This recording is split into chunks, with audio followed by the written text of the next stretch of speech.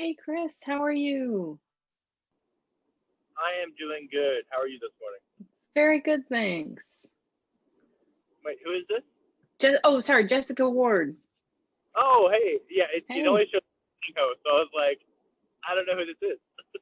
Yeah. I forgot about that. I forgot about it being unclear who would be teaching today. I'll turn on my camera in a minute, just sitting down. Oh no, you're good. I'm driving right now. Oh man. Yep, good old Zoom while driving to work.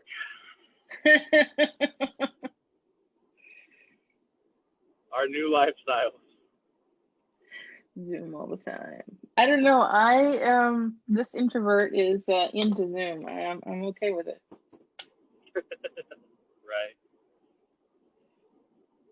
It's very efficient, and yesterday I knocked out like 5 listing appointments. That's like a solid month worth of work. Right. Hey, no, that's true though. Like I you don't can. have to There's drive. There's no certain coffee people cups in my there. car. Yep. You don't have to. Nothing. Just Yeah. oh, yep. Pull them up. The other day I had an appointment. I was literally wearing pajamas, but my upper body I just put on a quick shirt, a nice shirt. Yeah. No idea. I was in the comfort of my home. Like, yep, looking professional. Boom. Yep. Calls over. Shirts off, pajamas again. I was like, they'll never know. Oh man. Hi, Kylan. Welcome. This is Jessica Ward, by the way. Hey, how are you doing? Good. How about you? Doing well, thank you. Good. Give a few more minutes for people to sign in. Have you guys been doing Ignite for a little while? How many people are usually in? It's like 10 to 15 or so, or a little less, a That's little more. great. Good size group. Let's see. I grabbed myself the notes for this and put them someplace else. Here we are.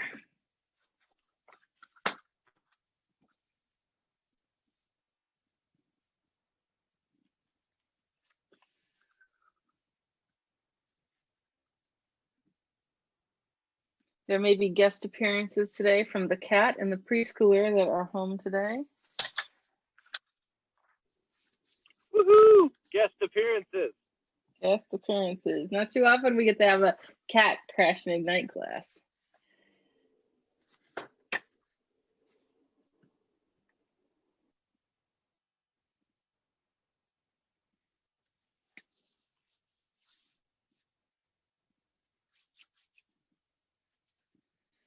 As we're waiting for folks to drop in, do you guys have any questions that that I can answer, or anything you want feedback on that you worked on since the last lesson? Not at the moment. Yeah, I don't have anything right now. Okay.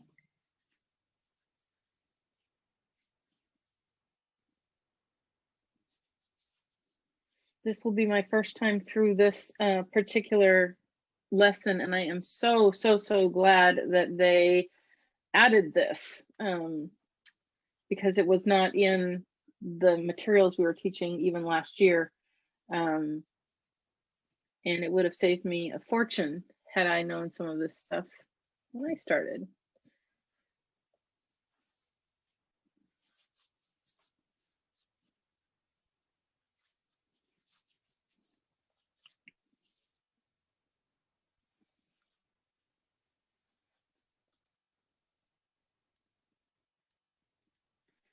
Okay, I'm going to mute and start and wait for 5 minutes, and then we will get started.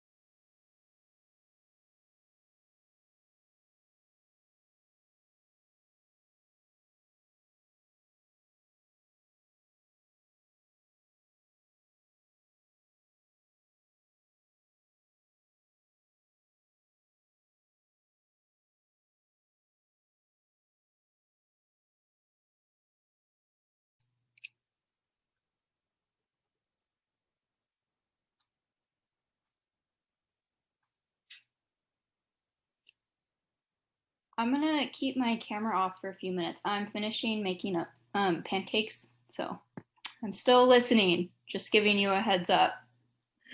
Thanks, Morgan. You're welcome.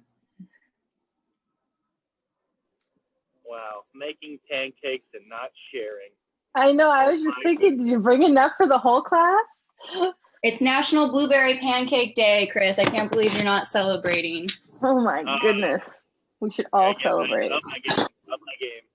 What was that, Chris? No, I definitely have to up my game. Right. Welcome, Heather. We're going to start right at 9.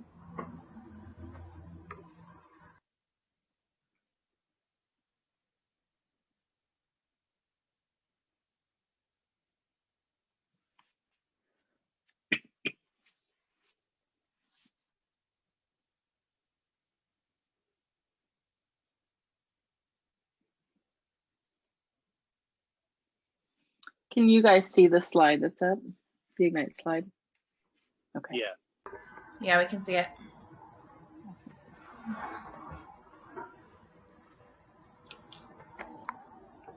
Jessica, did I ever tell you you're one of my favorite people at KW? Oh gosh, Chris, thank you. That's so nice. Yep. I don't know what I ever did to deserve that. You know exactly what you did. Go over there every day to your office. Hey, how does this work? Hey, how does this work? Oh gosh, that's just how we roll. You know, when I first got licensed, we were in a different office, which was kind of shaped like a donut with a workroom in the middle. So there was offices around the perimeter of this workroom. And I found the drop-in station exactly next to the photocopier because I figured anybody coming to and from the photocopier probably had some business activities. And I thought maybe I'd just learn from being in close proximity to those people. So I just parked myself there for 18 months. Dennis used to joke about it being yeah, Dennis used to joke about it being my office. Like, yeah, if we could get a drawer installed in this desk, that would be awesome. Good morning. Good morning. Hi, everybody. I'm so glad to see everybody joining in. We are at 9 on the dot. First off, I should let you know who I am. I'm Jessica Ward. Y'all can't tell probably because I don't have the name on here, but my name is Jessica Ward. My email address, if you have questions, want to drop in, drop a line or anything, is Jessica Ward, WARD @kw.com. When we're in the office, my office is in the the Federal Way office. If you go in the door at the top of the stairs on the straight ahead office door. So whenever you see us in there, feel free to drop in. I've got a small team, 2 buyer's agents, an admin and an ISA, and myself. And we have been with KW since I started in real estate in 2013. So it's been a minute now. It's been a very quick 8 years. Let's see. Does anybody have questions that came up from their work from the last session, or anything they want to get into before we get started?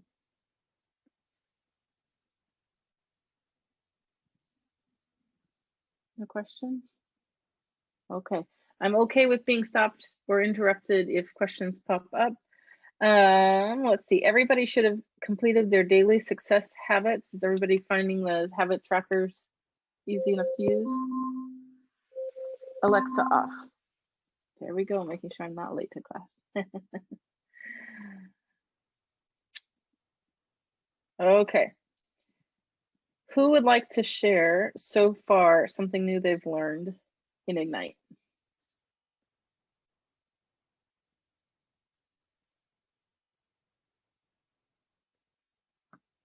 Anybody? I can go ahead and go. Oh, thank you. I haven't been to every class because I have another job, but I've been trying to pop in when I can.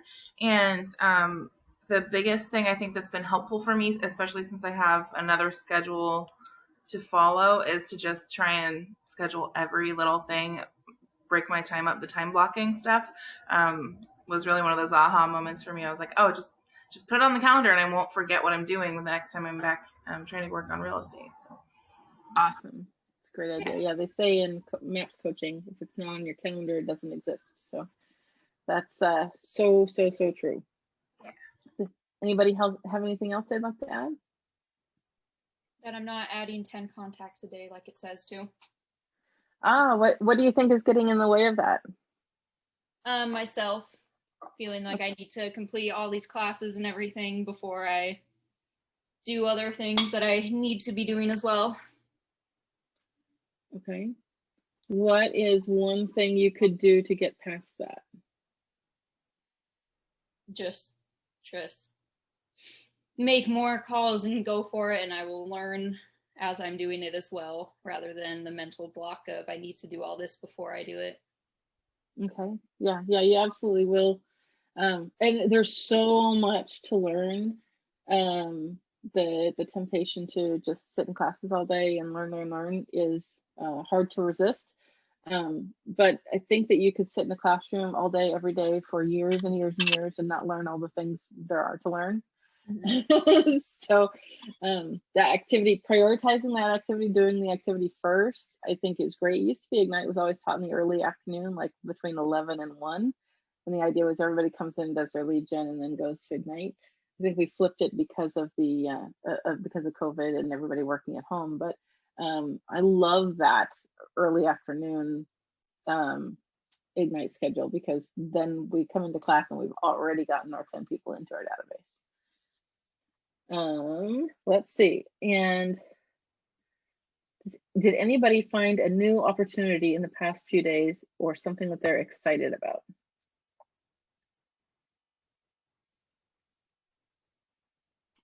Yes, I'm going to be going to the local businesses here this weekend and put together a sponsor basket so I can do a giveaway on social media. That's exciting. Awesome. Chris, you did something like that a little while back too, didn't you? Yes, I Yeah. I did a large giveaway over Facebook. Awesome. Great way to build your database. Alrighty, so today we're going to get into running your business like a business. And I mentioned earlier, this is a class that's new. So it's the first time I've been through it. It was new to Ignite just in the past couple of months. I've never taught it before and I've never seen it. I am so glad that they have added this into the curriculum, because this would have saved me a great deal of headache and taxes if I knew this when I got started in real estate. So giving you all some framework of where to begin in setting up your real estate business, I think is super helpful. If you are on a team, this is still for you, because if you are not the team leader, you are probably a subcontractor unless you are an employee getting a regular paycheck. So if you're in that role of being a 1099 on a team, which means not an employee, not getting a regular paycheck, you still have the responsibilities of business owner in your own practice within that team. So all this still applies. All right, so we're going to talk today about how to grow your business and how to run your business. So we've all talked in other classes about lead generating, making appointments, making buyer appointments, seller appointments, and previewing. We're going to talk today about marketing, showing, negotiating, and we're just going to talk today about managing money. These are all the other Ignite sessions. See, they've changed this one up on me. All righty. So if you think back to the classes you took when you became an agent, do you remember learning how to handle finances while studying?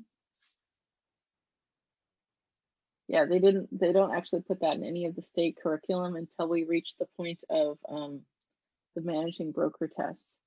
So when you actually have got several years of real estate experience and you go to take that managing broker exam, then they talk about brokerage management and taxes and things like that. That would have been super helpful to know earlier on. So we're going to get into practices that can put you in place to ensure you have financially sound business and the ability to fund a big life. So I'm going to encourage you to set a profit goal that funds your big life and adjust your activities to pursue or to achieve that, to estimate, save for, and pay taxes on time, to use the models and systems in the MREA chart of accounts. Do you guys know what MREA stands for? It's Millionaire Real Estate Agent. Real estate agent. Yep, the red book. So red book has a chart of accounts that we use. Be fiscally savvy by reviewing your financials monthly, pay yourself a salary, and prepare now for a financially secure future. We don't want you to make the mistakes a lot of agents make. Confuse income with profit, not save for or pay taxes on time. Don't fail to use the tools available to you, and don't wing it on your financials. So we're going to try to take all the uncertainty out of the financial piece of real estate. We're only going to cover fundamentals. We can't get deep into everything, but understand that our office leadership is super passionate about making you financially successful. I don't know if you guys know, but Pam and Dennis have a goal that 10% of our office is millionaires. And if you want to be one of those, you can just say, hey, Dennis, I want to be on that list. I want to be the millionaires list. And he will talk with you about that. I mean, he's gone through my checkbook and helped me get on the path and told me what to fix. It's pretty awesome to have such extraordinary leadership helping along the way. I don't know about you guys, but a lot of people have some hangups around money. Our company has a philosophy that money is good for the good it can do. You know, some of us have told ourselves stories like money is the root of all evil and things like that. But it doesn't have to be like that. You can do great things with resources. You can provide stability. You can provide a great future for your family and the causes that you care about. So that's part of our ethos here. Alrighty, so we're going to talk about financially sound versus financially unsound practices. So here we've got two different ways to divide a commission. We've got a sold commission of $9,000. So we've got splits. So then there's this split happening here. And then we have her, she's putting the money right in her personal bank account, putting it in her personal wallet. It's an unsound practice. There's no business savings, there's no tax savings. And the other thing that we're seeing here is that she's putting this money into a personal bank account, and the IRS considers that commingling. A very sensitive mouse. This is a much more sound practice. You take that commission, splits, put the money in the business bank account, pay yourself, and make your federal withholding self-employment tax before you start spending any kind of money. So your business bank account is going to cover your expenses, business expenses. That would be super key, clock hour renewals, things like that, marketing, advertising, potentially mileage. And then money doesn't come to your bank account until you've essentially payrolled it. There's a few different ways to do that we can talk about.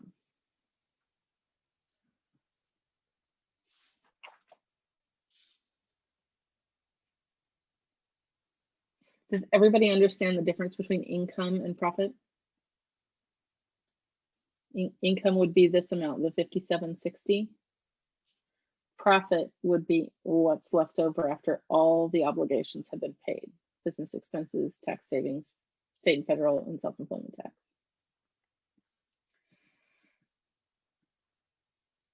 Do you guys have your workbooks with you? Did everybody get the workbook in advance? Take a look at what was on page 5. Is that the exact same? Because I did not get the student workbook. Is that the exact same diagram as this? Yes. Is that? Yeah. Is that a yes? Yeah. Okay. Okay, perfect. All right. So we'll just keep going from there.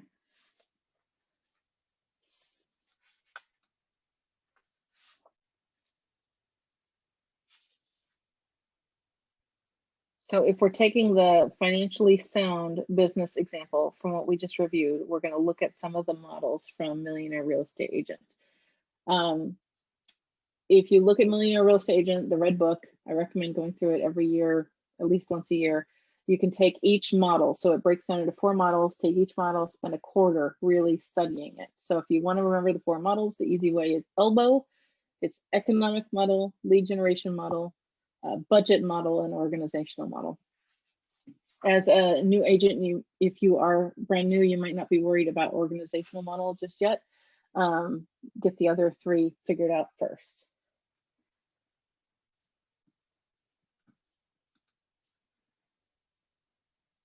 Okay, so there's percentages here from studies, and these are the best practices that went into the Millionaire Real Estate Agent. The idea is to get 40% of your money to the bottom line as profit. If you look at other franchise type system businesses that have very, very high investment, so let's say you want to open a Subway store, you're going to be expected to bring in $300,000 and your profit runs about 1% of revenues. So think about how much it costs to get a real estate license. What's it cost? $2,500 maybe? Something like that, under $3,000, right? Could we agree that it costs about under $3,000 to get your real estate license, right? So you have the ability to get a 40% profit margin with an under $3,000 investment. So when you think about this as from a business perspective, we're comparing one business type to another business type, extremely low investment, extremely high possible return. With very little risk, right? Your risk is your $3,000, which is excellent. So we have this example of the $10,000 commission check, and in our office that runs about average, and on our team that runs about average. And we're going to break down your cost of sale, $3,000. That's going to be your, does anybody know what the $3,000 cost of sale is? It's going to be your split to the office. And then you have your operating expenses. Operating expenses are things like super key, mileage, marketing materials, advertising, MLS dues, things like that. If you're on a team, this might be your team split because they're going to be picking up a lot of those expenses, a lot of other expenses, the marketing, advertising, things like that are all getting picked up by them. Mojo, stuff like that. And then your balance is your profit. So you should be seeing $10,000 commission check go in, $4,000 profit come out. Keep in, it's kind of intimidating to look at, but keep in mind that if you're looking at that example of a franchise for a restaurant or something like that, we'll be looking at 1%. So $10,000 goes in, 1% comes out, which is a very much smaller number. All right, so we want you to be leading with revenue, not with expenses. Can anybody explain what that means, leading with revenue?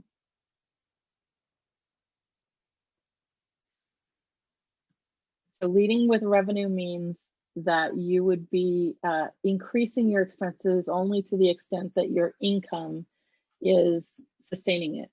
So making additional growth investments in your business, you would hold off on that until your business is making a consistent profit. Does that make sense? We don't want to ever see anybody go into deep debt to start their real estate business. And you have to keep in mind too that you want to see your revenue turning on, your income turning on, but you also want to be maintaining that profit margin. So, and profit being after your taxes have been paid, right? So your taxes need to get paid before you start growing. All right, so we're going to talk about flow of money. So income is what goes in, that's your total commission, that's the $10,000 example. What goes out being cost of sale, that's a cost incurred at the time that you are at the time that you completed the sale. So split, team splits, royalty, maybe closing gifts. There's certain things that you only pay a transaction coordinator, certain things that you only pay at the time of closing.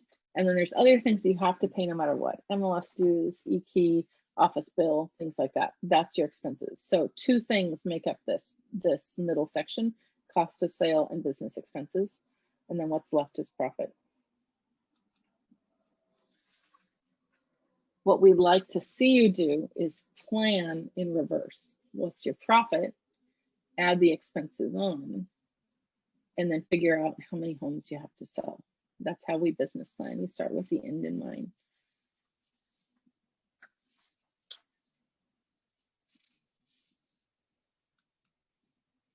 Any questions about this diagram?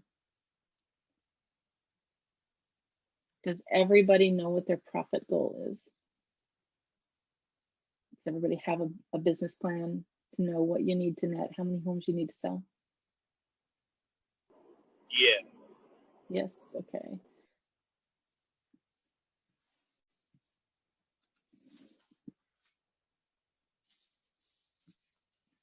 Okay, so you earn your commission from closed transactions, listing, sales, referral, or leasing.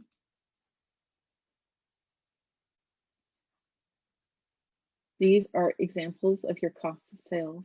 Commissions paid to the office, royalty fees to international, splits paid to employees or independent contractors, or your team lead if you're on a team, and referral fees paid for inbound leads. Any questions about these or anything else that might be a cost of sale? No? Okay.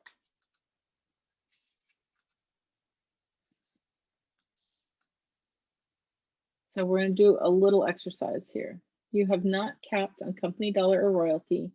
What is the net commission check you will receive after cost of sale? So here's the math. You've got your GCI.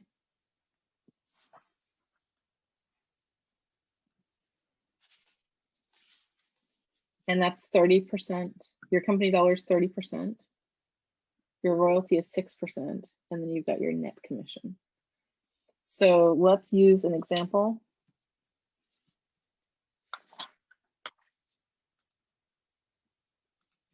Okay, let's use an example of $10,000. So if our GCI on a transaction is $10,000, what would the company dollar be?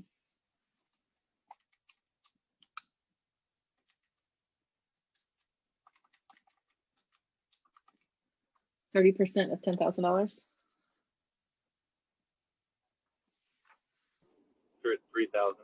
3,000, there we go. And then we also do the math on the royalty. Royalty comes off the top, not off of the balance. So it's $10,000 times 6%.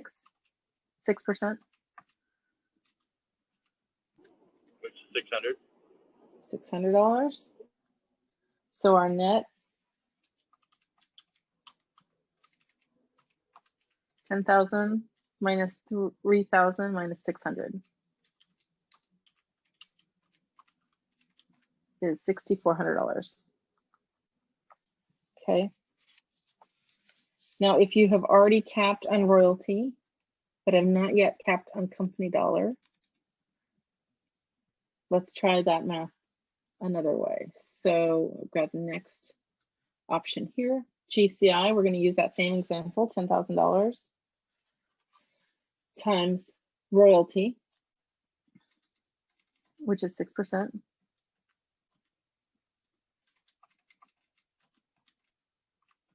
So we've got $600. So our net there, $9,400.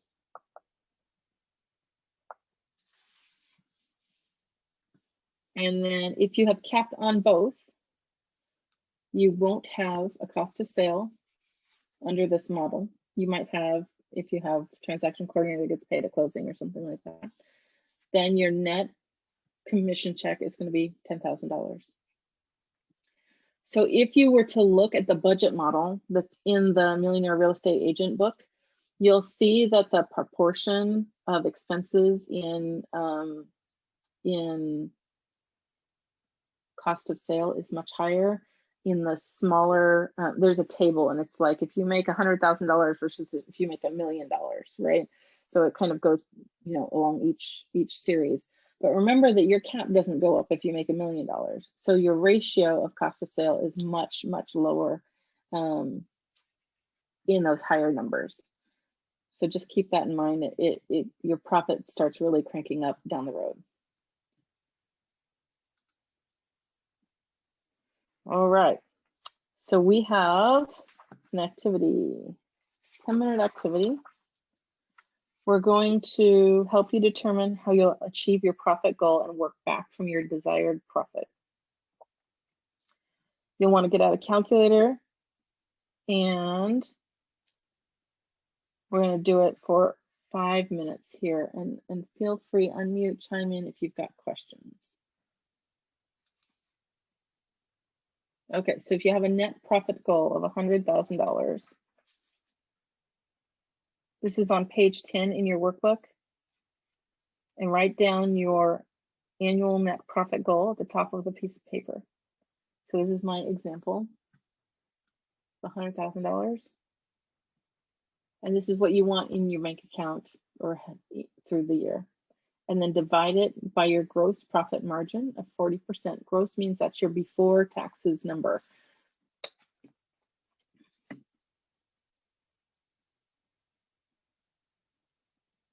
So that's going to allow for a 40% tax liability. To calculate that, we're going to have divided by 60%, then divide that number by 40%, and divide by GCI by the average commission income. I would use $10,000 in our example. This example is using 7,500. So coming up with 56 transactions with an anticipated cost of sale. That's royalty plus company dollar cap. Now, not every market center has the same company dollar and company cap. So for us, that's going to be $24,000.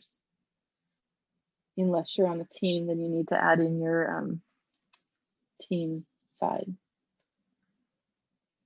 And then your operating expenses is GCI times 30%.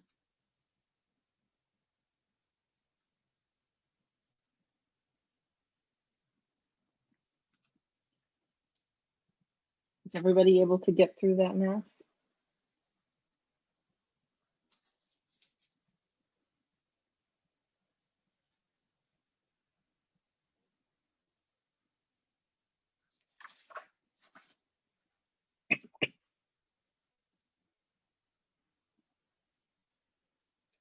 Any takeaways from your own version of the math?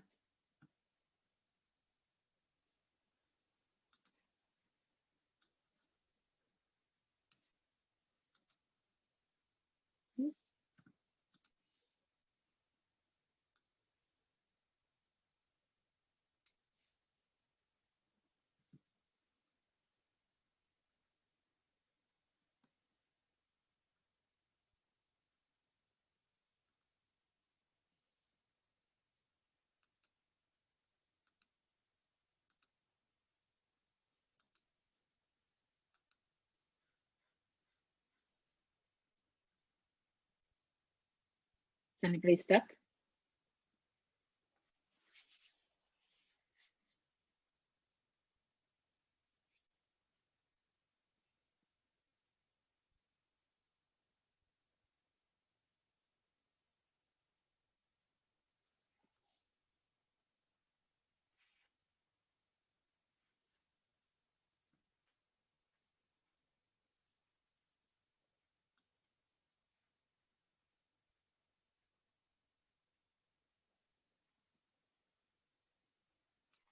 Are you guys still calculating, or all good?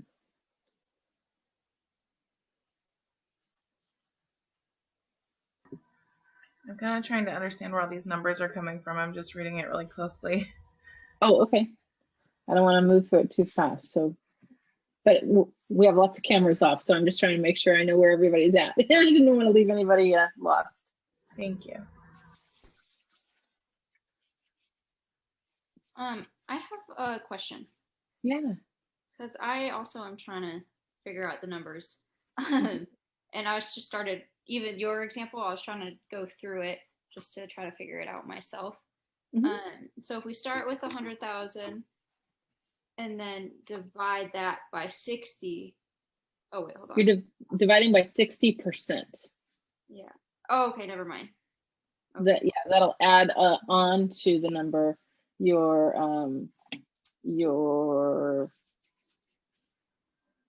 what gross profit goal. Oh, that adds on your expenses. Okay, and that number is divided. And the reason for that is because your net profit goal is 40%. So you divide by the remainder from 100%. Say that So part if again? well, we're trying to get you to have a profit of 40%. That's the model that, you know, as a new agent, we should be expecting that you're making 40% of everything that you earn.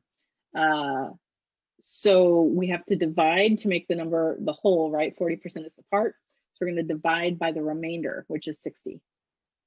Okay, and then that's why we take that 166 and then Yep. divide it by 40%. Yeah, okay. And then Yeah, so 66 is going to be your what's the word I'm thinking of?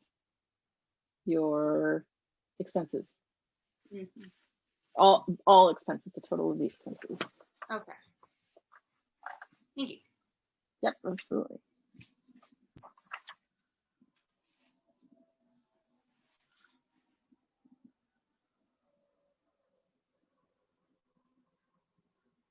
So dividing by 60% will get us to your, oh, sorry, let me clear that up. This puts it a little bit backwards. So we're dividing by 60% to find the 40% that would be the taxes on the net.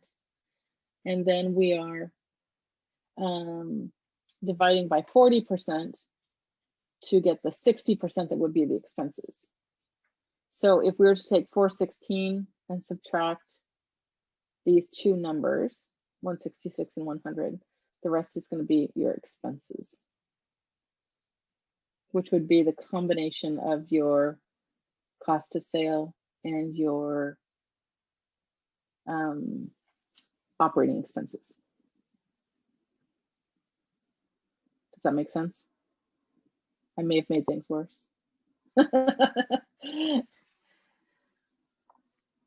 There is in the Millionaire Real Estate Agent book, I'm looking to see if I have one in my home office.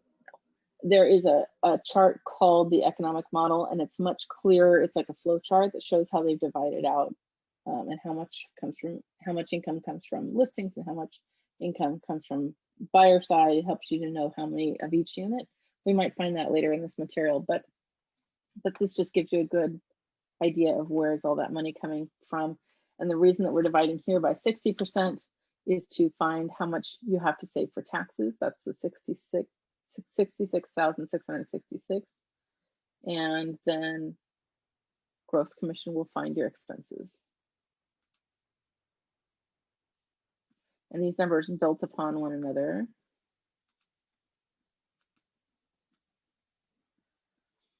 And for our market, their average commission is a bit too low. However, if you're working a lot of buy sides, let's say our average commission is $10,000. Let me actually back up from that. Our average purchase price is $430, I think, for our market center. If we multiplied that by 0.025, which is 2.5%, yeah, that's still a $10,750 commission. So yes, 10,000 is a safe number.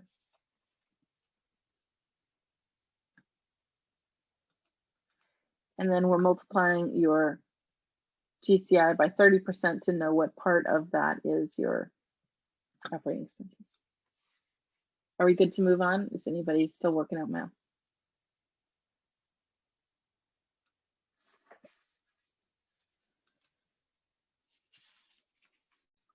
Based on this, who is on target to meet their goal? Is anybody on target or anybody discovering a gap that they need to close?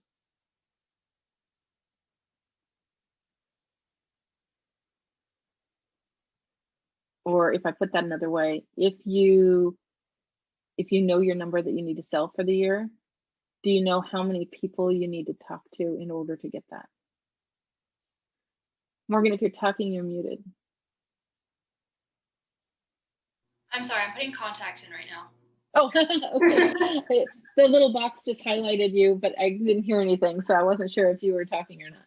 I'm sorry, 1 second. Yeah.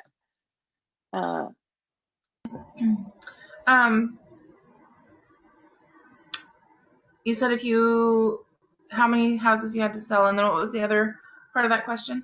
Do you know how many people you need to talk to or how many appointments you need to have? Do you know how to find that No. information? So Okay. if I wanted to sell, 8 houses, I think that's somewhere around my goal. How many people? What's the percentage there? Go to find that, you'll want to use the lead generation model that's inside the Millionaire Real Estate Agent book. There's another, actually, let me see if we're going to talk about that one at all. I think we're going to work mostly on your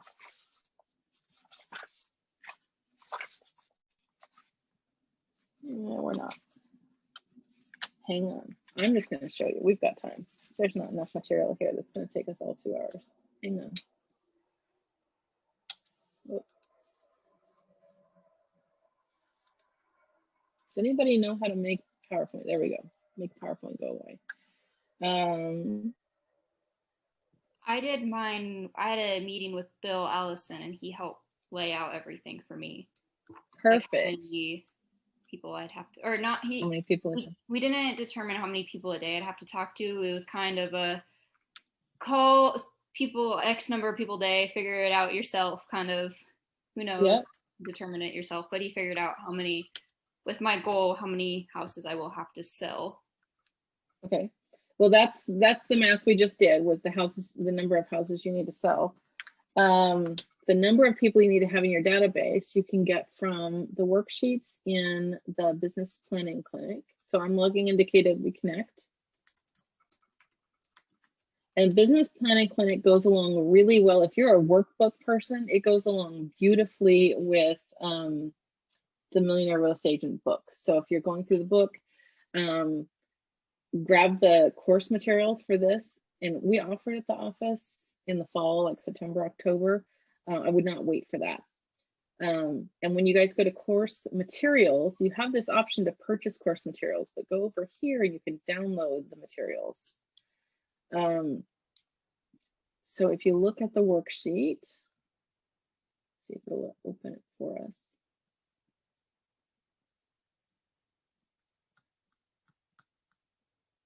There is a section for each of the models: economic model, lead generation model, budget model, and organization model. So we want to look at the budget model. No, sorry, lead generation model 22. We're going to go down to 22. Oh, here's that table I was telling you about, where your profit percentage changes based on the scale of your business and how your cost of sale and gross profit shift with growth. And if you look at like the bigger team model, let's say your GCI is 3.4 million. Look down here for cost of sale. And the cost of sale percentage, where'd it go? We're not in that model. Hang on, this one. Okay, cost of sales 45%. Any idea why it went so high all of a sudden? Paying buyer agents. GCI is the top number in, but buyer agents, their cost of sale there, so that goes out. Okay, so we're looking for 21. It's a great workbook, by the way. It's hands down my favorite class. 21. Okay, here we go. So this will tell you, this is your plan. How many people contacts need to achieve the goal? Where's the key though? It gives you the numbers. There's a conversion rate. It's like 12. If you're working your METs, they need to be on a 36 touch. If you have them on a 36 touch, you should get a piece of business for every 6 contacts. If you're working with people you don't know, let's say you just moved here, you don't have any friends, in the area, you don't have a database locally. You want a 12 direct, so you have a marketing system of touching your database 12 times. And you're going to need 50 people in your database. So they tell you, okay, based on this, how many do you need to add each month or each week? Now, there's a caveat to that. You can pull the numbers right out of the red book, The Millionaire Real Estate Agent, but there's a caveat to this piece. Oh, are you guys aren't seeing my screen, are you? You are? Okay. Yeah. Yeah, we can Good, see it. good. Okay. Like, man, here I am talking to this guy again. I do that every now and then. Okay, so so you could pull the numbers from the lead generation model in the red book. And let's say you are going to work with haven't mets only. You're going to do just prospecting, expires, FISBOs, because you don't have any friends here or whatever. You need 50 people in that database getting your marketing material every month, and that you're talking to regularly, right? So you have 50 people per every one transaction. Now, let's say you wanted to close 10 transactions. That's what, 500 people you need to be talking to. No, that's more than that. Yeah, 500, okay. Getting to 500 people by year end will not help you meet your goal this month. Does that make sense? Or this year? If you add 100 people a month for 5 months, you still aren't likely to hit that goal until 12 months after you have added the 500 people. Does that make sense? So front loading that database, it's kind of like saving for retirement. The faster you do it, the earlier you do it, the better off you become later. So build the database right now and make sure you have a consistent follow-up program. Command makes that follow-up program very, very easy. Your lead generation calls daily is dictated. How many people are in your haven't mets versus how many people are in your mets. Your mets need to call every 12 weeks. Your haven't mets need a call more frequently because they don't know you, so you're not front of mind. So this is the tool for all of those numbers. And what's your program? So in my team, we call it the alphabet calls. We do the database too, which means all of our sphere contacts, people we know, and our standard for a sphere contact is they'd know me in the grocery store on a Saturday morning without my makeup. And they know that I'm in real estate. So if they know me by name because our kids go to school together or something like that, but they don't know I'm in real estate, they're not a sphere contact. I would treat them as I haven't met, if it's somebody from the school drop-off line or something like that. But if it's somebody who knows me, knows I'm in real estate, and would know that out of context, like the grocery store on a Saturday morning, then they're definitely a sphere call, and they're going to hear from us. We call 2 letters of the alphabet every week. Everybody in our sphere also gets 2 emails a month. They get a postcard every month with all of our just listeds and just solds, and they get 4 times a year another item of value mailing, like a sports schedule or a pop-by gift or something like that. And we do a few different things. And we've done events though. Last year we canceled events, and right now we've paused events because who knows what's going on. But that's what a campaign looks like for a met database. For a haven't met database, it might be something more like we put them on a market report drip. We call once a month or once a quarter, and they get an email or a newsletter or something like that. And then they also have this is called a 19 Connect. So this is for a new lead. So if you're running a Facebook ad, how do you get them from somebody who just sent you an email all the way up to somebody who's going to meet with you about their home? So there's a conversion process for that. I think personally that this one is a little too sparse. We do 17 contact attempts in 17 days, and then monthly phone call and mailers and emails like forever until they tell us to go away. So that's mostly automated. The only thing we actually have to do ourselves is the phone call. But once you have those plans in place, and they're structured, and the follow-up programs are set in your database, so you know every day what you have to do. Converting the numbers that we talked about off of your database should be pretty easy. So there you go. Now you guys know where to find it. kwconnect.com, which is a terrific resource, by the way. You can always search any class. So this is from Business Planning Clinic, and you go to the course materials tab. If you have questions about other things specifically, maybe you want to know about, what are growth options in KW, or maybe you want to know about open houses or something like that, you can just search by topic. Or if you know that a particular subject interests you, like you really love KW technology, you want to follow somebody who's into KW technology, think of it like a YouTube channel. You can actually follow individuals in here. And then you'll get a little update every time they post new content. So if you really love technology, find some of the technology leaders and follow them. Great, great, great resource. Okay, we'll get back to class.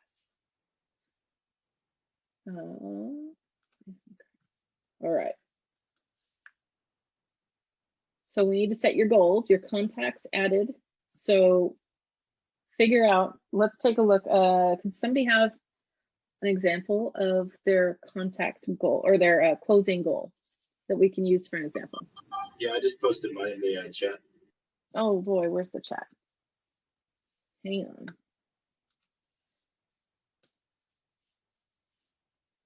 Gosh, guys, if you've been chatting, I'm sorry. I didn't have the window open. Don't worry, it's just Chris. There we go. Chris will speak up, he knows. Okay, so Chris says he needs to contact 1,472 people and hold 105 appointments to get 70 agency agreements and close 35 deals. Awesome, Chris. So are you talking about unmet contacts or met contacts, or are you doing a mixture? That's a mixture. I need to have, like as you said, once I gain 1,472 into my database, that'll set me up to hit those other numbers based off of my current conversion ratios. Okay, so you want to do, let me see if I can get notepad here. No, that's not going to be what I want.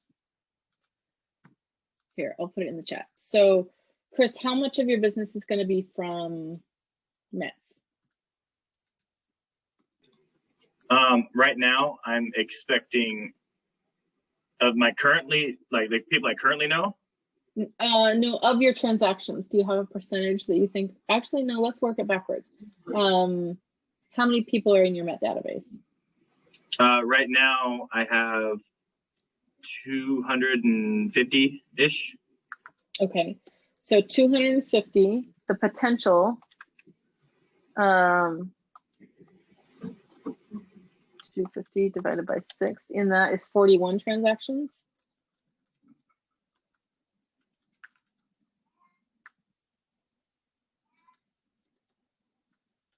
Now, I like to divide this number by 7.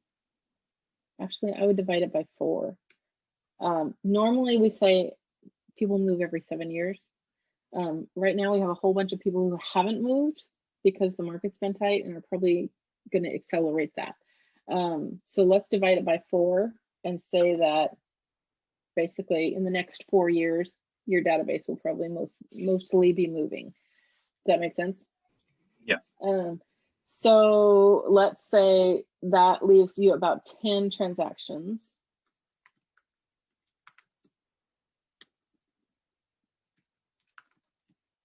Okay. From your sphere. Okay, now let's find your haven't met database. So we need to come up with another 25 transactions. So we need to multiply that by 50.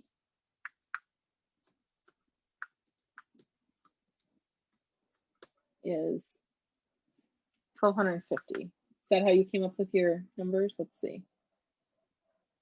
1,400. That's close. I used my my actual ratios at the time when I did my 411. Perfect. But that's yeah, it's pretty better. close to the same numbers. Okay. So 250 plus 1,250 1,500, and you had 4. Holy cow, that did come out close. Great news there is that you are tracking exactly with the Mrea models if you are getting those kinds of rates, and you're working off of known conversion rates. That's excellent. Alrighty, so let's go back here. So yeah, how many contacts you need to add a day? Do you know that? I have the weekly, which is 32. 32 contacts a week. Excellent. And how many conversations do you have to have a day to add 32 contacts? I don't have that one. I didn't go all the way down to conversations. Okay. So we find that 100 dials is 17 conversations, which is about 3 nurtures. We in our team we count nurtures, which is people added to pipeline. So we add a lot more people to the database than we add to pipeline. Does that make sense? Yeah. So we would add anybody we talked to the database. We would add anybody who said, yes, I do want to move sometime, eventually one day. Then they become pipeline. Yeah. So we track that, and that's not accounted for in the models. We just track it a little differently. And then handwritten notes. 10 handwritten notes will typically do the trick. There's lots and lots of coaching methods out there that follow exactly the handwritten notes method, but 10 is a great number per week. Let's see, I'm going to go back to the view. There we go. Okay, so, and these numbers, by the way, if you're just getting started, simply adding 10 contacts a day, 10 contacts a week. I'm doing this wrong. 10 contacts a day, 10 conversations a day, 10 handwritten notes a day, and 10 previews per week will build your database up to the number that you need to make a consistent real estate business. Alrighty, so scripts.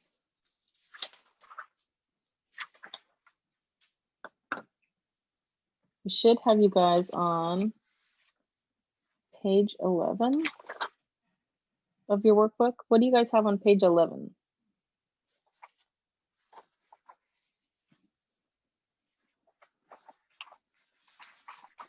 My slides stopped matching up with my printouts for the instructor. We have best practices. Okay. The chart with deadline, who, and task. On times, okay.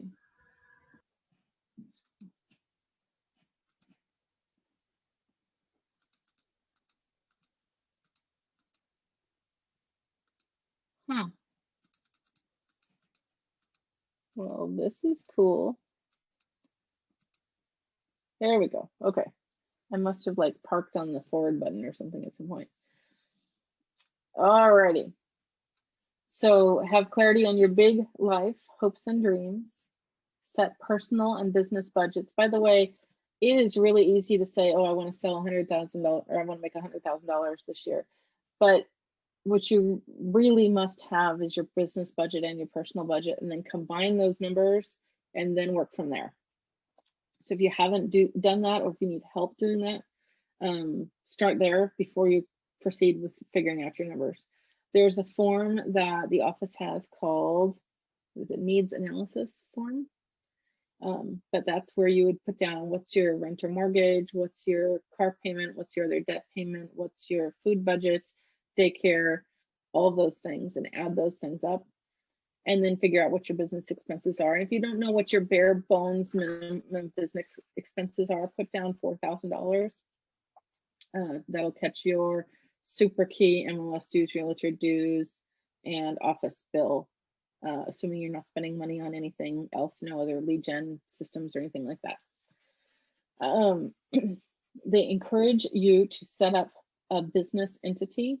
And if you want to wait until your first check or something, that's okay, but ideally you do it right at the beginning. We have an LLC. You want to talk to a CPA or an attorney about what the process is, and and which one is right for you and your ownership preferences. And then get a business account for taxes, expenses, and other savings. I use Columbia right across the street. They're really affordable. My goodness. These, there we go. Super sensitive. So we do want you to get the bank account set up right away. And if you haven't had a closing yet, you might be saying, well, wait a minute, what do I do? You'll track those initial deposits. So let's say you open up those accounts and put $100 in each one. You're going to be tracking that as an investment into the business that you get to reimburse yourself for later when there is business money in that account. So that's called an owner's deposit, and you reimburse yourself without paying extra like income taxes on that as an owner's withdrawal when you're taking your own business investment back. Can I Yeah. So somebody reached out to me to show they're an agent over in Bellevue, from Keller Williams in Bellevue, and they're like, oh yeah, I'll pay you to show houses for me. And so would that be something that I have to put in a business account? Yeah, it is, because at some point or another you're going to have to account for it on your taxes. And if you haven't done that, if let's say you put your money in a personal account or went to PayPal or something like that, you can still kind of fix that by making a deposit of the same amount into that business account. Okay, because yeah, that's what happened, and you saying that I just had to think about. Yeah, and just you might track it differently. So have a receipt, have a something.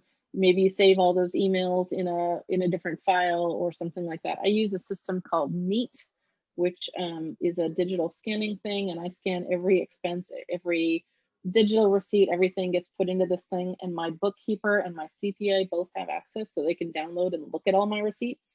They get categorized each month into business and personal, and they can go in there and notate or move things from one to the other if they need to, and then they adjust the books.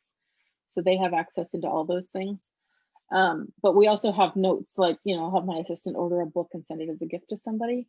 And then she'll forward that Amazon receipt to, we have an email at Neat, and it just goes to my expense account email and lands in there. And so it's clear this was a client gift, Jessica ordered, it was billed to this card, and how it's set up.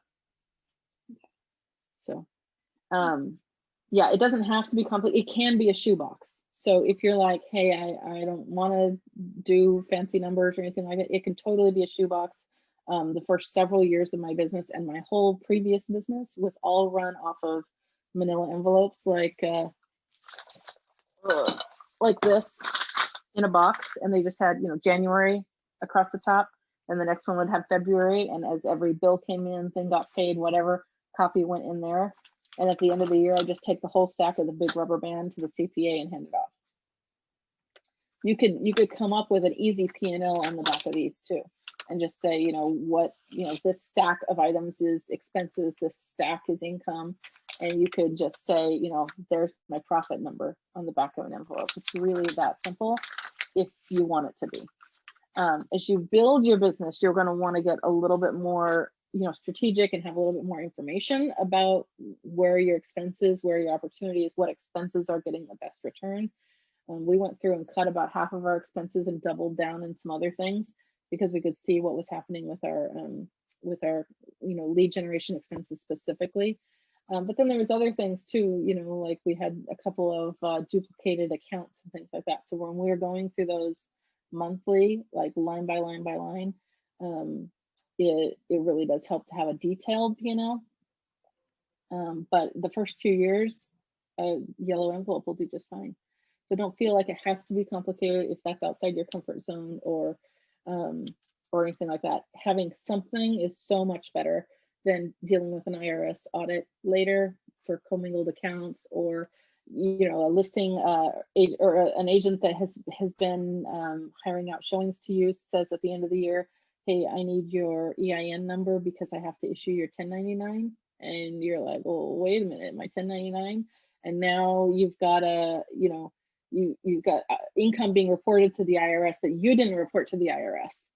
So you want to make sure that you have really isolated your business expenses from your personal expenses and put them in separate islands, separate buckets.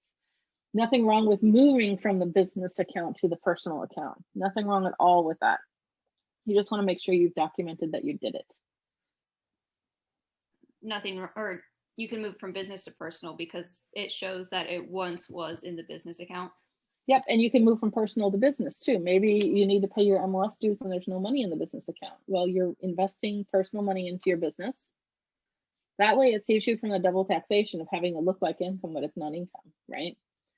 It also helps you to know if your business isn't making you any money. Do you need to cut expenses? Do you need to raise your income? You know, there's a whole bunch of different things you can be doing to adjust that. But it really does help you to treat it like a business and to act in your day-to-day like you're operating a business. Thank you. Absolutely. Any other questions on record keeping there? Okay, recommend that you have bank accounts for taxes, expenses, and other savings. So some agents say they have what's like a clearing account. So they put all the money into the clearing account, and then they move from that clearing account into taxes, expenses, and savings. I simplify that a little bit more by saying I put everything into an operating account and move into savings, taxes, which we prepay automatically every month, and then I take a payroll. And it started out that I used to take a very small payroll every month, and we paid my payroll taxes and my IRS taxes, you know, right at the same time every month. Those all get digitally pulled from the account, so I could see, you know, once those withdrawals were done, I knew what my bottom line was, and then the expenses just, you know, got paid out of what was remaining there. Now what I do is I move that that money, so we pay taxes first, we pay me second, we pay expenses third, and then after that comes a combination of what we save and use for like buffer and growth. Oh, there's one other thing we started doing with that though, and then I just lost my train of thought. We'll come back to it. I'll find it. Oh, I draw. So sometimes because I raised my salary a little bit, but I didn't raise it a whole lot, if it accounts for seasonality, right? So I'm pretty much break even in the winter time. Winter time's a little bit slower for me. August is usually slow because I usually take some time off in the summer. So I have this baseline salary that's kind of low-ish, but gets by and meets the family's needs, right? And then every quarter, based on the profit from the previous 3 months, I bonus myself with a draw. And from that, I pay additional taxes on the draw amount. So that's how you can get around saying, oh, I want to take a salary, or it says I should be taking a salary, but I don't have a closing every single month. Maybe you just pay yourself a very small salary and then bonus with a draw. And then you just are being clear in your withdrawals from the account while you're doing it. Let's see. We want you to download and use the Mrea chart of accounts. And the chart of accounts just is a consistent way of tracking what are the expenses. And if you, you could do it on the back of an envelope too. You could say, you could classify your expenses based on all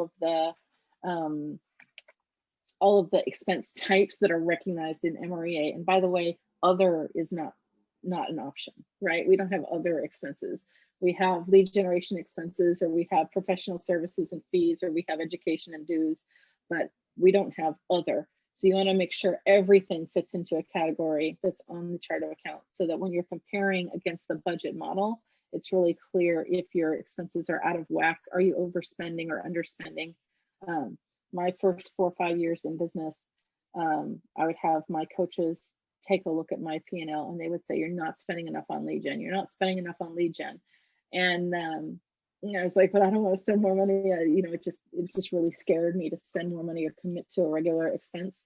But they would take a look at it and say, oh, you're not spending enough. So I'd have to, I did these really cheap forms of lead generation, which were time expensive, and I could have leveraged that better by investing a little bit more. So get some feedback from coaches and peers on your expenses. It really just does give you another place to get feedback and data. Let's see.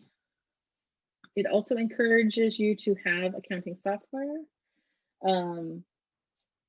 Several good systems out there. There's QuickBooks. That's probably the industry standard.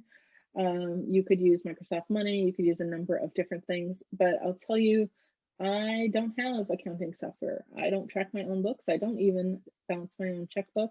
I hired all of that out because I hate doing it, and I would let it go for weeks and weeks and weeks, and there'd be a stack of receipts a foot tall on my desk. So now I just have to send it to my bookkeeper digitally, and she processes everything and sends it back. And I have a P&L by the 10th of every month, and I know if I've made money or haven't. I'll know if any of my ratios are out of whack because it comes right on my P&L, the percentage that I should be spending based on my business plan for the year. And that is not very expensive.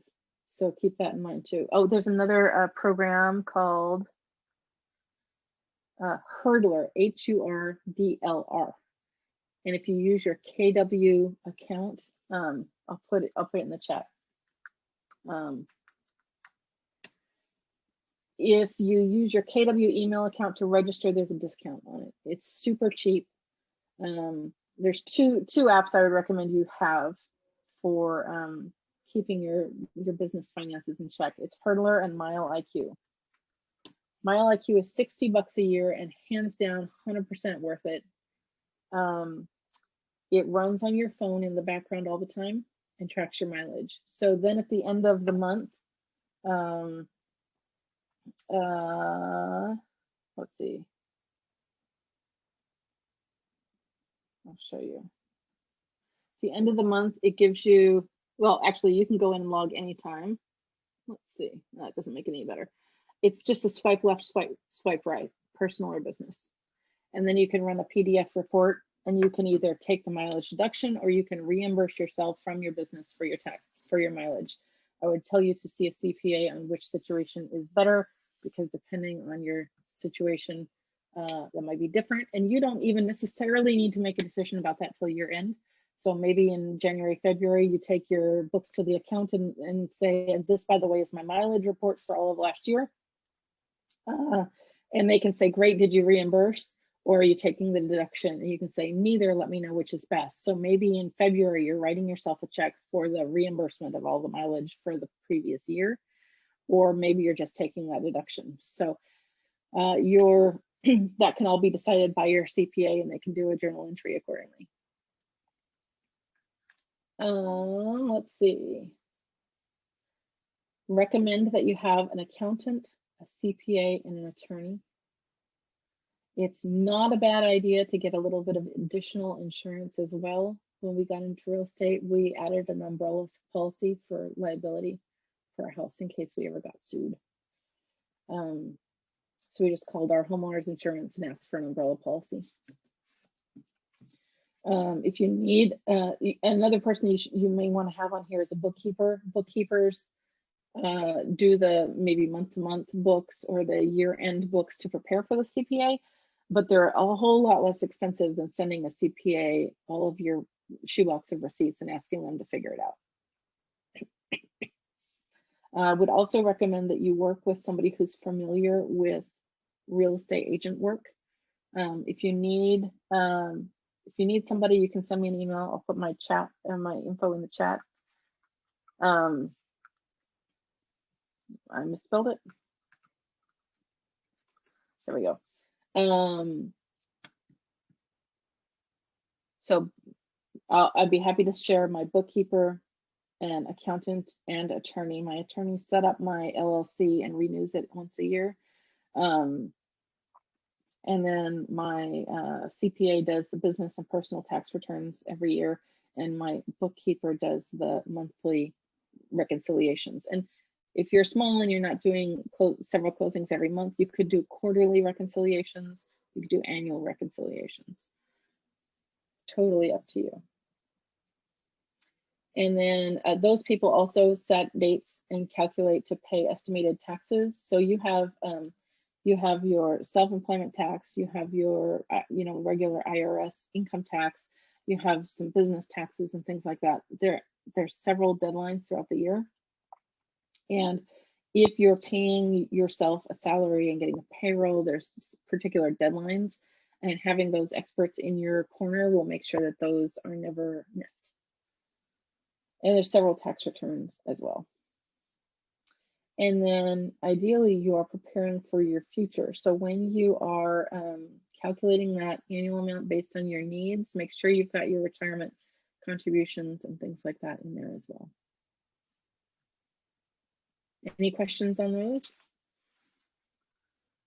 I have a question about the extra insurance. You said that was attached to your homeowner's insurance. I got umbrella insurance. Yeah, it was in case I was ever sued. Okay. Personally, yeah. Do you know how much that runs, or? Yeah, I think it's $300 or $400 for $1 million policy. Okay. And it's just tacked on, yeah, for the year. It's just tacked on with our homeowners insurance. It was small enough that I didn't really notice it in the insurance picture. Okay, cool. Thanks. Yeah, yeah. And that's, you know, the office has E&O insurance, which will pick up, right? But there's a couple of times it won't pick up. So on my own personal transactions with the office, I'm not covered for liability. So for instance, when I sold my condominium, I actually had another agent list it, and I listed her house. And then we had insurance coverage on the transactions. But if we had listed our own houses, office policy does not cover us. So if we got sued, we would be up a creek. And we could be in this responsibility where if we got sued, we were responsible for us, but also responsible for the firm. And we didn't want that. So we covered that by trading listings with another agent. And then the liability, like, let's say something happens that's not really real estate related. Maybe I'm showing something, I let a dog out. The dog got hit by a car and somebody sues me.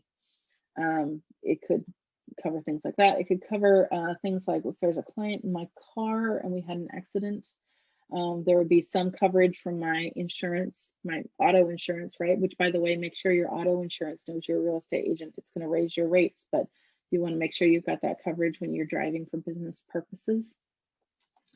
And then that umbrella policy adds a little extra coverage there as well. So it's a good idea to have a sit down with an insurance agent annually. We do it every January. We take our homeowner policy and our life insurances and everything and have it all looked at. And they will make tweaks. Like for instance, this year, I had somebody else look at it and he said, why don't you have earthquake coverage? And I was like, well, doesn't homeowners cover that? And he said, no, it doesn't cover that at all, actually. So there's some new info. So we had to shop for earthquake insurance this year. All righty, here we go. Let's see. Any other questions on this, by the way? Or what to do first? Does everybody have a good sense of what to do first? Okay.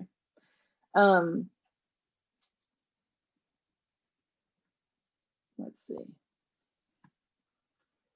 If your business hasn't made any money, make sure that your tax preparer, like if you started last calendar year in 2020, you haven't made money yet, make sure that your tax preparer knows you started a business because you can still take that loss. Can you do that if you haven't set up like an LLC yet? Yeah. Yeah. Yeah, because you've incurred business operating expenses and you'd be essentially a sole proprietor. Okay. Yeah. It is a good idea though. I mean, you still would have to have really good, clear examples of what your business expenses were. So that would be your pre-licensing, your licensing, MLS dues, clock hours, office bills, e-key, all that stuff. And don't try to write off things like work clothes unless it's branded. So if you're getting like KW polos or something like that, you can write that kind of thing off. Clarify with your CPA the circumstances, but some agents get very creative with the deductions, and that can get kind of ugly.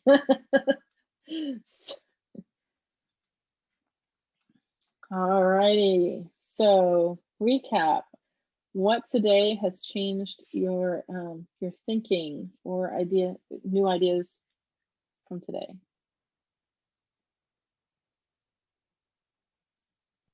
I have a lot to do.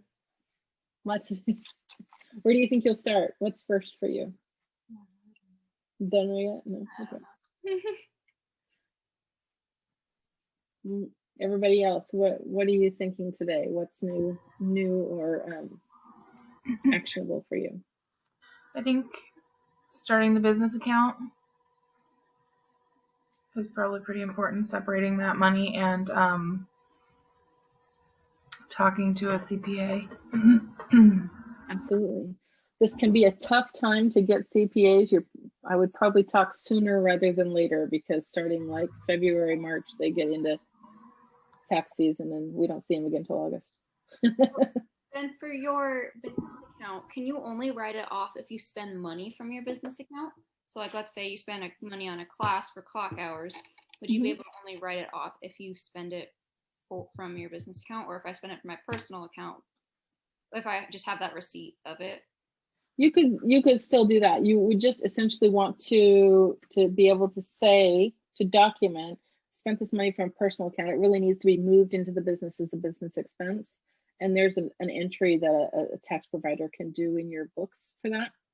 So really, it would be best to move it to the money to the business account, then spend it from there to. Yeah, or put a pile of money in your business account. It might be a small pile, right? And write yourself a reimbursement check from the business account for that work that you did, that you expensed. For later on, once I do make that money back. Yeah, that's just a clear way of documenting this came in. For instance, I sent my husband the other day for like 5 rolls of postage stamps, and he used his personal debit card for 5 rolls of postage stamps for the business, which is a pretty big expense. So I write him a reimbursement check from the business, and then he signs it, and I go put it in our personal checkbook. Okay, thank you. Yeah, absolutely. There's other ways to do that. I mean, I could just tell the bookkeeper, hey, adjust this in the books, but it's just much cleaner to me and looks less like commingling to do a literal in and out transaction. So it's up to you. That's really helpful. Thank you for that little bit of information there. Yeah. How will behaviors be different going forward? What actions are you guys taking other than opening the business account? I'm gonna start using that Mile IQ. I think that's a great idea. Yeah. It's rough tracking miles all the time. So yeah, I'm gonna start using that. I like that. I hate tracking miles. Like, I can't even tell you how much I hate tracking miles. And I do my reporting basically quarterly. And the only, so I don't take the mileage deduction. I probably should. I do the mileage expensing, and the reason I do the mileage expensing is because it makes me sit down and classify them all so that I can write myself a check. And there's just something like psychological about it, that I will do it if I'm financially incentivized. Then it suddenly feels like it's worth it, but it has to be tangible. So yeah, I do that quarterly, and it I have to get my calendar out and kind of remember and look at the little maps on the app. But somebody who's really diligent about doing it, once a week or at the end of every day would be saving a ton of time probably. Alrighty, so here we are. We did these goals. Are you guys doing the 10 previews? No, it's really hard to get appointments to get in houses right now, actually. Yeah, I'm trying to find some vacants, and I'm also doing showings, but it's hard to hit 10 per week just because of most people, either the house is booked out instantly. Yeah. Or like there's just different things with it, but it's been kind of hard to hit 10 every time. Can I challenge you to do 10 digital previews per week? Get in and get in. I do way more than 10 digitals. Okay, good. So just be seeing houses, or get on Google Street View, know the neighborhoods, things like that. It really, really helps. I won a listing yesterday because when I got on the phone for an interview, she was interviewing 3 agents. She was talking about this condo complex, and I said, "Guess what happened?" Hey, Clara, I got to see you in a few minutes. I'll come see you in a few minutes. Okay, go play. Sorry, preschoolers home today. But I won this listing because I said, well, is yours on the greenbelt side? And she said none of the other agents knew that this condo complex had a greenbelt side, and it was, and that would dramatically affect value. But that, you know, just getting out there and seeing things will make a ton of difference. Yeah, and I'm finding that doing CMAs, like I'm doing now that I have a couple clients, the more I run CMAs, the more I'm starting to learn more and more about areas and their price point, how much like percentage over they're selling for and why. And yeah. When I first got into real estate, gosh, I was probably licensed like 5 weeks maybe. I got a call from some website, and the guy wanted to know what a house was worth. He wanted a CMA on a house he didn't own that wasn't for sale. And he said, I've called 18 real estate agents and nobody will call me back. And I was like, well, yeah, you don't own it. It's not for sale. I can kind of understand that, but I got time and I'm learning how to write CMAs. What you got, you know? So he explained that he buys foreclosures at auction, and he needed to know what it was worth and, you know, what a fixed up one would be worth. So I basically learned how to do ARVs, after renovation values, and CMAs on the building as it theoretically existed. And so we got into an arrangement where he would send me the list of all the properties coming for auction that week, and I would do CMAs and ARVs on all of them and send them back to him. So he'd send me between 20 and 50 properties every Wednesday, and by Thursday at noon, I had sent him back that whole list with the reports. Man, I would work all day Wednesday, half the night on Wednesday. I got really good at valuing properties and doing it fast. And he gave me 12 listings that year, which as a new agent, that's how I ended up in listings, which was great because I had a really old car that probably couldn't have held up with being a buyer agent. All righty. So yeah, I worked with him for 5 years, doing between 12 and 24 listings a year.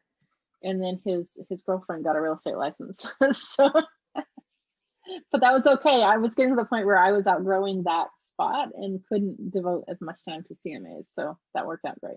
But did you bring her into KW? I did. She left a little while later, but I did. And yeah, and my profit share checks were a solid $900 a month for a little while. So, alrighty. So we're going to talk about lead generating, uncover motivations. That, when I talk to our buyers agents, say the most important thing, even if you don't know anything else about somebody, is why do they want to move? What's important about them? What does that do for them? What do they gain? What happens if they don't move? I always ask for them to go 3 deep on that question of motivation. The reason for that is because sometimes people get into the process of buying or selling and it becomes overwhelming,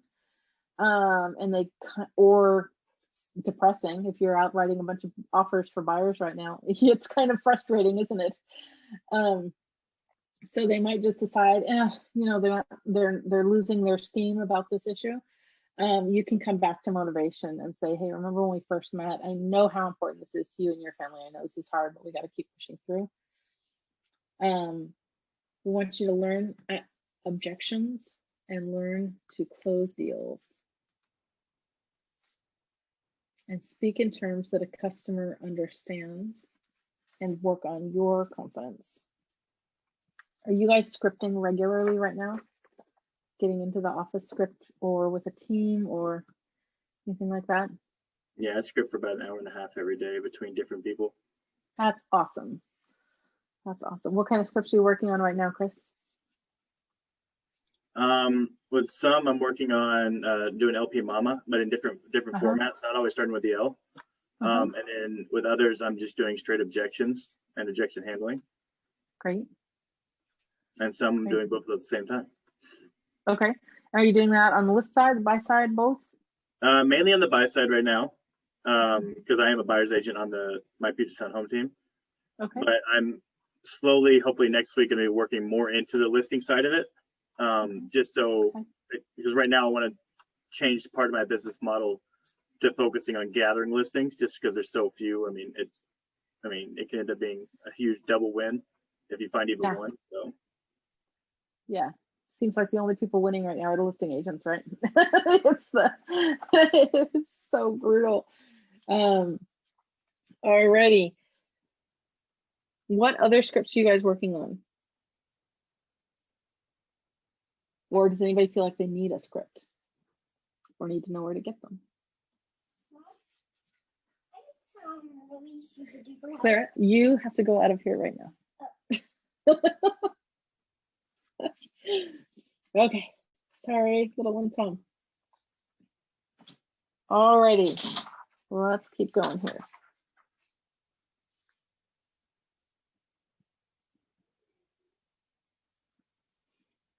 Is anybody having resistance to using scripts? No, a little bit.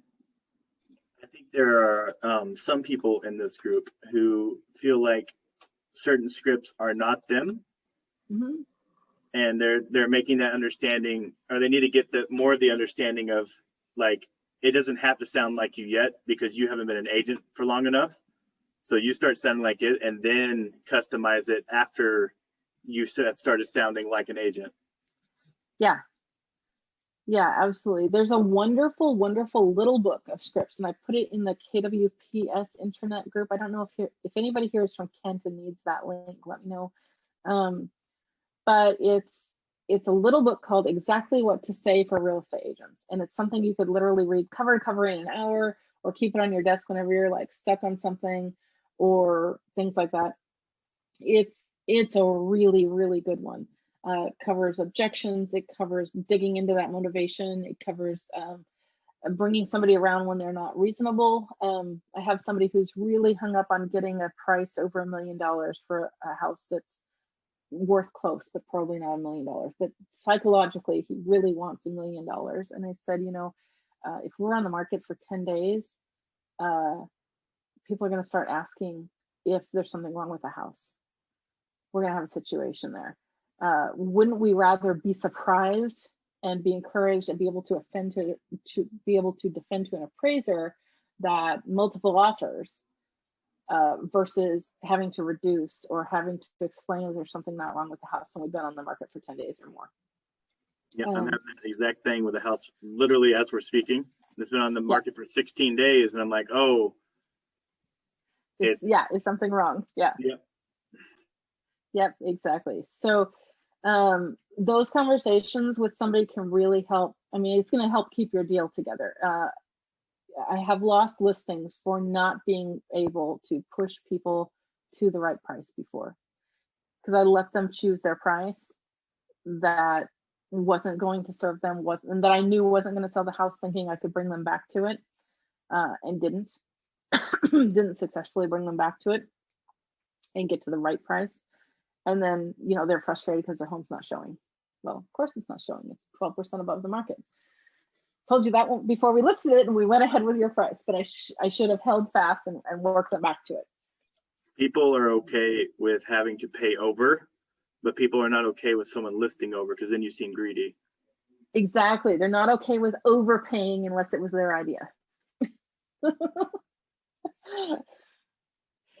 Yes. But the most powerful thing you can know is somebody's motivation. Like, we're getting a lot of people right now saying they want to leave the state. Okay, that's great. What's important about that? They don't know. Interesting. What that tells me is they're not a serious seller. They're toying with the idea of being a seller, but they're not emotionally fixed and attached to that. I'm not going to put my energy and I'm not going to drive around the countryside for 7 meetings getting their house ready if they don't know why they're moving. It's not a good use of my time, because they're not ultimately going to be a seller. And I can't even tell you how many of those I ran around on before I learned that. Don't waste your time. Know their motivation and know when. Like, what happens if you don't move by then? I know you want to move by summer, but what happens if you can't move until winter? You might find is that it wasn't so important that they move at all after all. So work with the motivated. It helps you to prioritize your clients that you're working with. All right.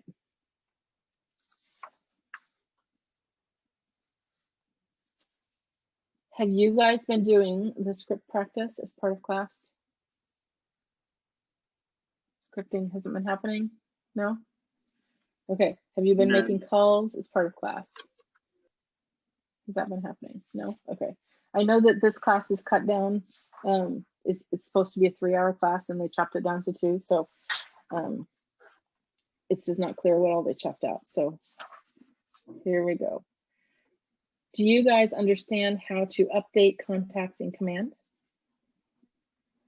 Update contacts, how to get them on a drip campaign, neighborhood email? Do you guys know how to do that? If you put them in the neighborhood email, they're automatically getting 1 message a month that tells them what's happening in their neighborhood.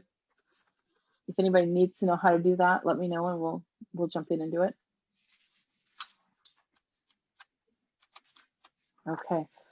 What do you guys need the most support in your business right now?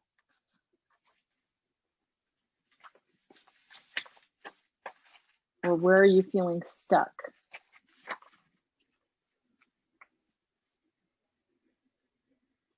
Anybody? I think for me, CMAs, like it's something that has to be mastered over time, and I'm at a decent level on it, but I'm not at as efficient and as fast as I want to be on it. Okay. Have you made it to Anna's class? No, not yet. Anna It's McCluskey? Okay. on the calendar. Okay, They posted her last week's class to the Thrive Forward YouTube channel. Awesome. Awesome. So there we go. You can find it over there. I'm going to go find it over there because Anna has been an appraiser. So she's really, really good at that. I'm going to give myself a note here. I went to her class last week and it was super helpful. Excellent. Excellent. Yeah, I just love Anna and she's very detailed. The other things on CMAs that I don't feel like I ever quite understood how to address was zoning. So understanding the difference of zoning. And sometimes you've just got to call the building department and say, what does that mean? Yep, I had that last week. I had that for 2 different properties. Yeah, there we go. Yeah, I did the same thing. I was on the phone with the city of Des Moines yesterday asking about some obscure zoning code I didn't know existed. So was it the daycare/house? No. Okay, No. I had one in Des Moines that was like a daycare, but it's also a house, and I was like, wait, is it commercial or is it residential? Like, it was weird. Home daycares and adult family homes have an exception in most of the zoning ordinances, so they can operate in a residential zone. But it's important to know when you're pricing something like that, are you pricing the real estate or are you pricing the business? Because if they're selling the business, that's a totally different animal.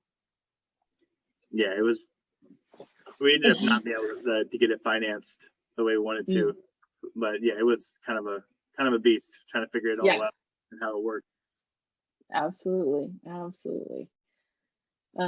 I did a lot of condos when I talked about the investor guy. He liked condos, to flip condos, because you're pretty much never going to walk into more than $50,000 of damage. You know what the situation is with the foundation, and you know what the situation is with the roof, but when you buy at auction, you can't see inside the building. So so he kind of knew his number, like it couldn't be more than X usually, based per square foot to fix it up, assuming it was thrashed. And so that was kind of an interesting thing. I learned to really work the condo complexes and which ones had special assessments and which ones had rental, issues, and I'd get to know all the different property managers and call them in advance and ask for things like that. I asked if there was any litigation. That's a common one. I asked if there were rental caps and how many units were rented, because if there's over 50% rented, financing can be tricky. And I'd ask if they had any special assessments pending or active, because that could be a bit of a blank check. We never knew. Sometimes we'd see a special assessment that was twice what the house was worth.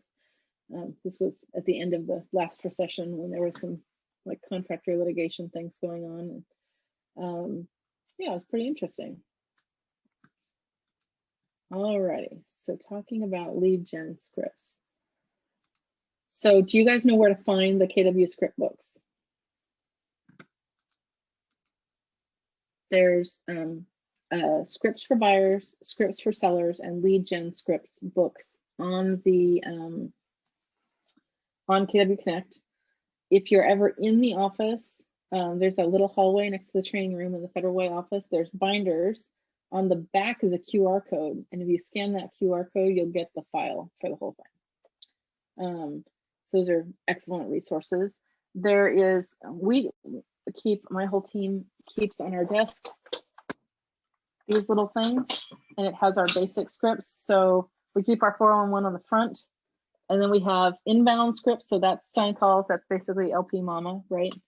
We have our sphere of influence calls, circle prospecting, expired FISBO, objection handlers, lead follow-up, tie downs, handwritten notes. We send a lot of handwritten notes. Recruiting scripts. This one is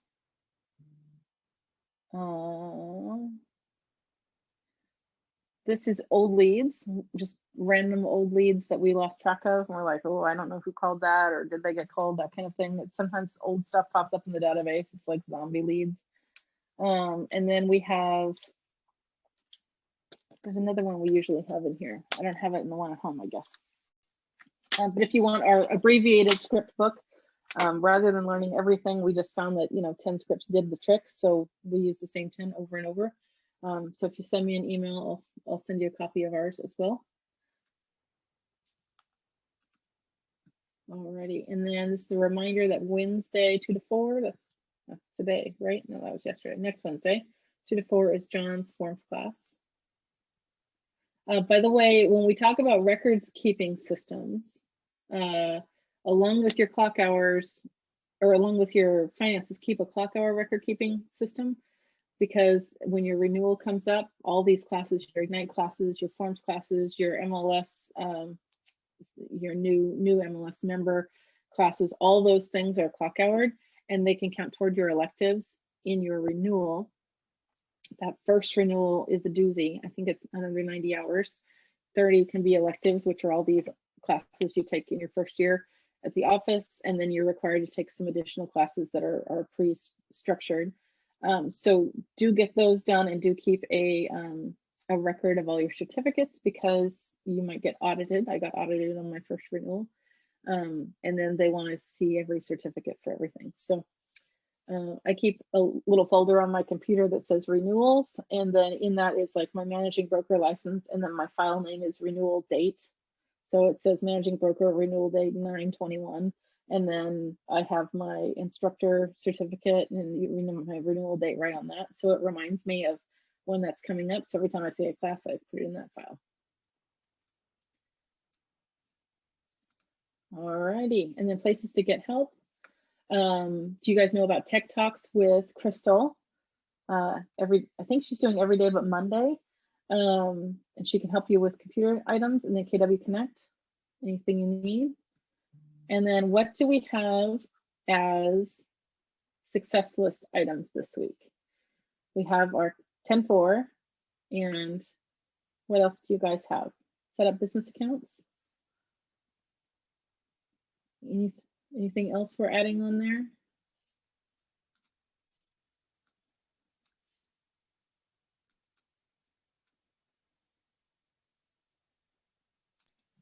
Find houses for my buyers. Yes, that off-market and FISBO prospecting is really helpful for that sort of thing. Yeah, I've been hitting circle marketing through Mojo quite a bit, just trying to find them something that's not there yet. Yeah, Mojo's been cooking for us lately. All of a sudden, man, we've gotten a whole lot of leads out of there. So hopefully that's a good indicator of a nice busy spring and summer. Alrighty, well, we have reached the end of our material, so we can go back and cover anything you guys want to learn more about. We can answer specific questions if you have any, or we can cut loose. What would you guys like?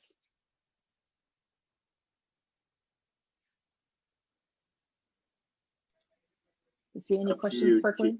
Up to you. I am doing a CMA on a MLS number I just posted. If anyone wants to attempt that.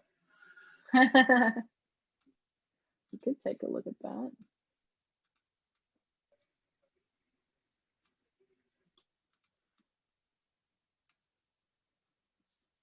Because it's one of those weird anomalies that have been on the market for over 2 weeks. Why do you think that is, based on what you're seeing?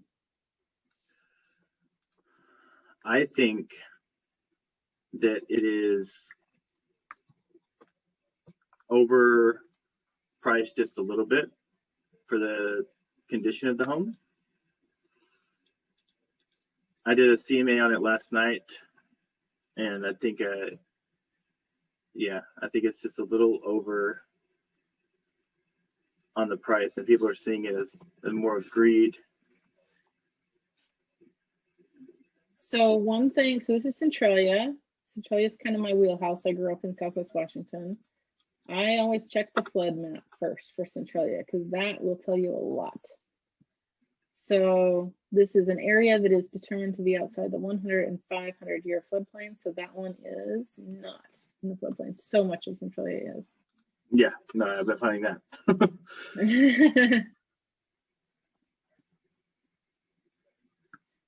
The only other thing I can think of is that maybe because they do have a tenant that is in the process of moving out, though.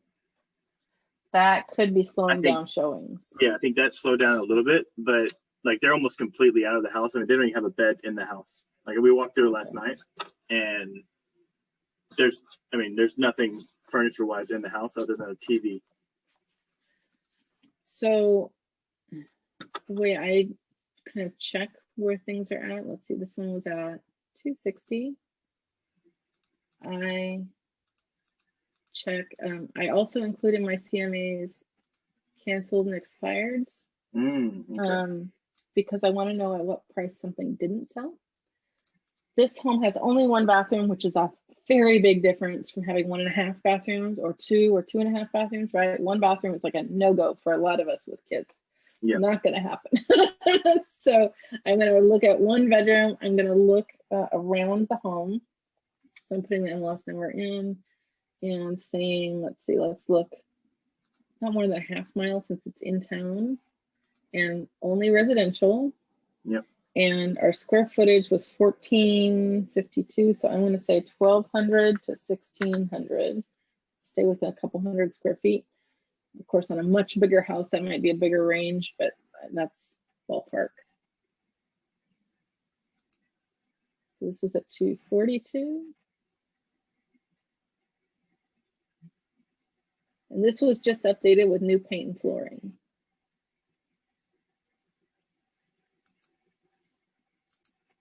225. So as you're clicking on these, what kind of things are you looking at?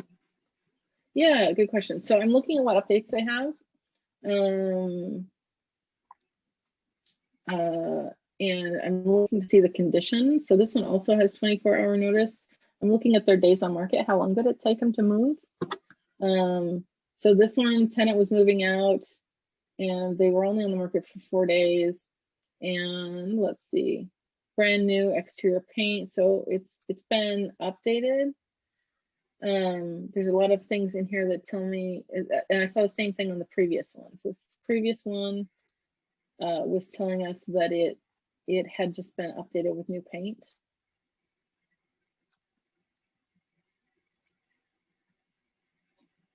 And 4 days also. And then let's see what we've got over here. 263.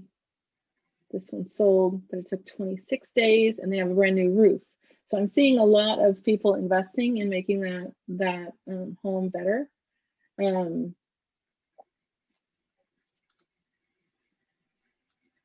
I'm inclined to think you're on the same track. This one sold in October. Our sold dates are going to be kind of telling too, and I'll show you a report that I use also, especially in this weird market where prices are going up so fast. Okay.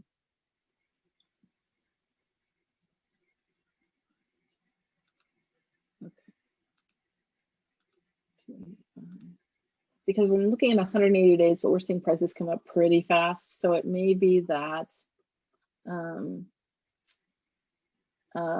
you know, if we're looking at something from the fall, that's too old. This one I'm going to exclude because it's got this big detached 2-car garage, and that's nothing like what we're looking at. Yeah. And then this one, 267, let's see. New backyard, newer roof, double pane windows.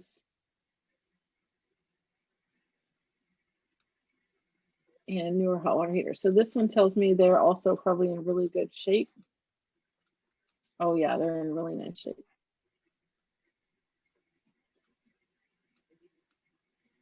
Looks like old cabinets, but they've been worked on. So I'll take our 6 listings here. And I created this report. It's just custom CMA reports. You can change these in your settings. But I created a report that shows me when the status was changed and their price per square foot. I'm going to sort by price per square foot, and I expect what I would expect is that I will see the dates and prices kind of aligning as the market escalates. So let's say our highest price is going to be most recent, but that was not the case. Our most recent, which one was that? Oh, that's yours. That's the house. Okay, so let's relook at the 2 above it that have a slightly higher price per square foot. Okay, that one's been updated with the new paint, and the other one also, it has the new roof. So I don't know, they might be right in the ballpark.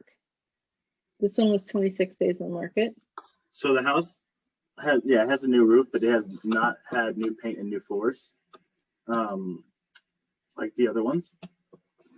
So I was thinking it might need to be like 250 and not ask for the paint and flooring. Yeah, the other thing, let's look at this. Down at the very bottom on our solds. Let me make this bigger. So I'm putting the offer in today, but I'm trying to figure out exactly where I should put it at. See how it says seller's concession? So keep in mind, it looks like sellers paid closing costs on that one. And on this one, Sellers paying their closing own costs. closing costs? Yeah. Yeah, so on this one here, the one on Diamond, it was purchased cash, so no concessions. Oh, I This one didn't know concessions. So yeah, think about, is the concessions built in the purchase price? Are they expecting, because that's the market norm, to pay concessions? And this one didn't have any. So about half of them have concessions and half don't. Okay. So that's another thing to keep in mind. When you are done with this thing, whatever you're doing, come inside. Okay, I'll see you later. Be quiet.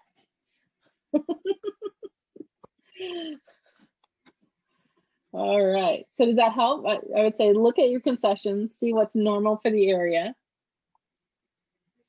And I think you're on the right track, but they may be a little bit high. I think they may be like 2.5%, 3% high. Yeah. But I think they're expecting to pay concessions. And I think that people are maybe being a little bit lazy and not showing it. Okay. Because of the time. So I was thinking about putting, yeah, they offer in at 250 today. That's what my buyers feel comfortable at. And I was just trying to get, I had my team check it out, but I just wanted to see how you go about normally doing your CMAs and, you know, seeing that process for you. Yeah, I would normally get a little bit more detailed, but yeah, that's where I start to say, you know, what's the ballpark? Okay.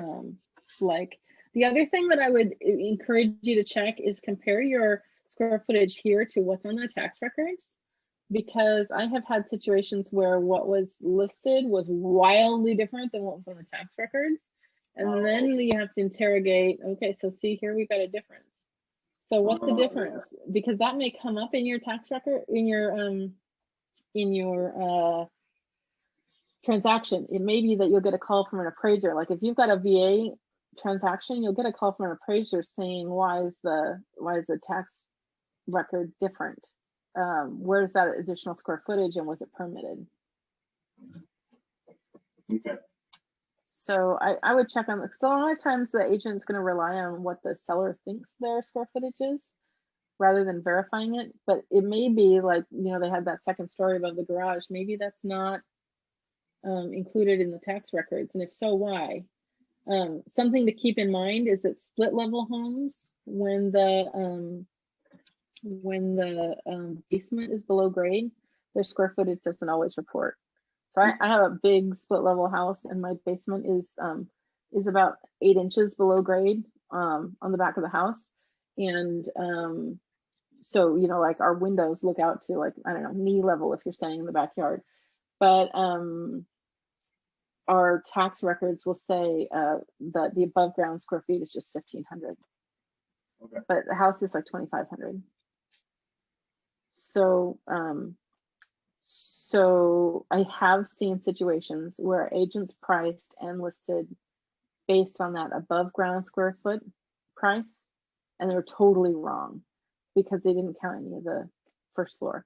Now a subgrade space isn't going to count, you know, dollar for dollar like a above ground space, especially like a true basement would not count to the same value. But definitely when you're considering value, make sure you've got all your square footage accounted for one way or another. Okay, yeah, no, I'm definitely calling the listing agent on that. That's why I was wondering. I was like, there's just so many different numbers on that with that particular one, because most of them I get pretty good, but things were coming up a little weird. That's why I was wondering. Yeah. Awesome. Well, does anybody else have any questions before we go?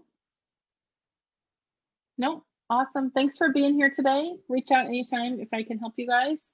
I put my info in the chat, and I will be happy to be a resource. Thank you. Awesome. Thank Thanks, you. Jess. Take care. Thanks, Jessica. You're welcome. Bye.